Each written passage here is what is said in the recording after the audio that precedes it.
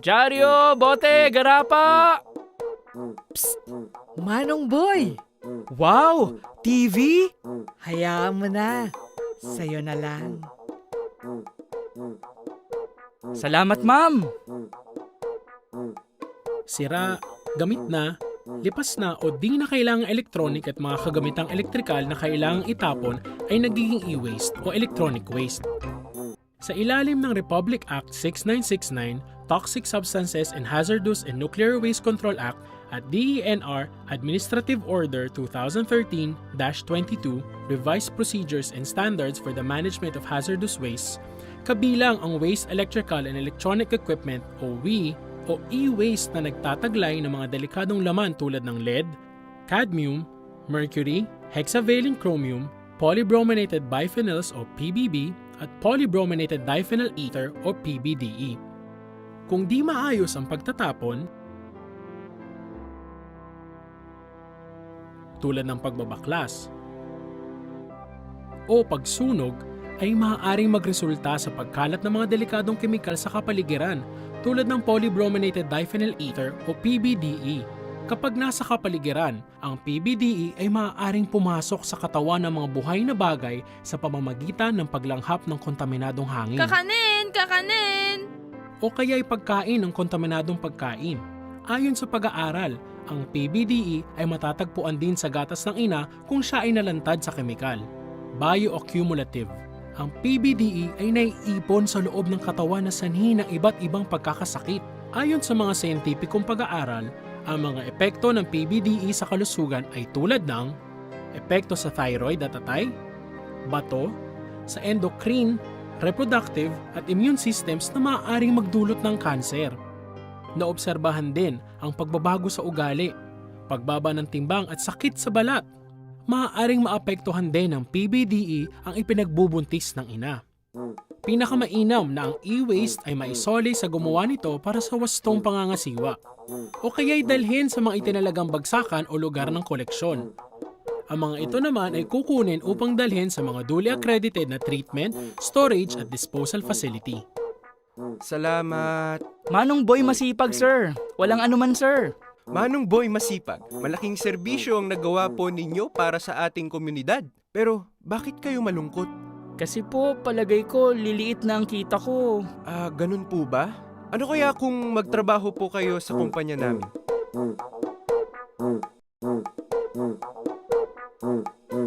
Pero mag-training po muna kayo! Ang persistent organic pollutant na PBDE ay isa sa mga bagong napasama sa listahan ng POPs na dapat sugpuin sa mundo bilang pagtupad sa kasunduan sa Stockholm Convention on POPs.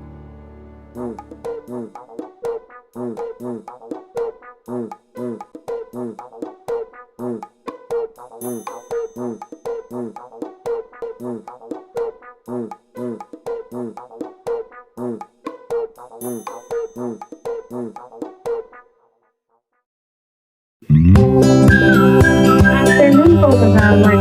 So, ito po yung performance test po namin sa Gymnasium. Ito po yung mga tatanungin po tungkol sa English. What are the programs of our barangay for the proper management of electronic waste or e-waste? Programa ng barangay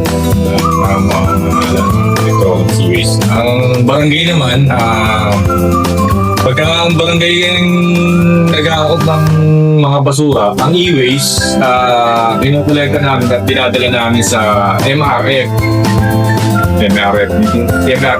ng barangay. Do we have ordinances or rules about the proper disposal of broken cell phones, computers, or appliances? Ang ordinansa ng munisipyo inaadap ng barangay upang ipatupad ito sa aming mga nasakupan.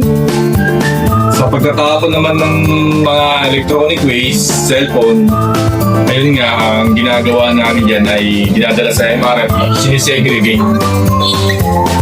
Where are e-waste items collected or brought here in our barangay? ayun, sinabi ko nga, ang mga electronic waste, dinadala namin sa MRF. What is MRF? Material Recovery Facilities. How does proper e-waste management help the environment and the safety of people? Ang benepisyo sa kalikasan, itong mga e-waste ay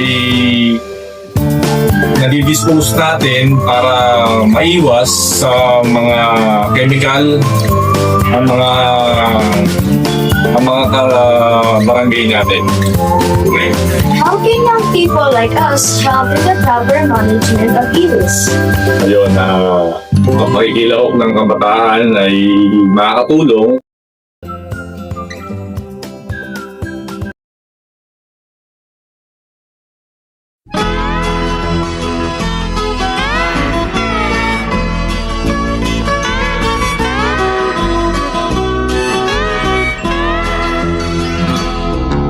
Wala ka bang napapansin sa iyong mga kapaligiran? Kay dumi na ng hangin, pati na ang mga ilog natin. Hindi na masamang pag-unlad at malayo-layo na rin ang ating narating. Ngunit masdan mo ang tubig sa dagat, dati kulay asul, ngayon'y naging itim. Ang mga duming ating ikinalat sa hangin, sa langit, huwag na nating paabutin. Upang kung tayo'y pumanaw man sa riwang hangin, sa langit natin matitikman. Mayroon lang akong hinihiling, sa aking pagmanaw sana ay tag-ulan. Gitara ko ay aking dadalhin, upang sa ulan na lang tayo magkantahan.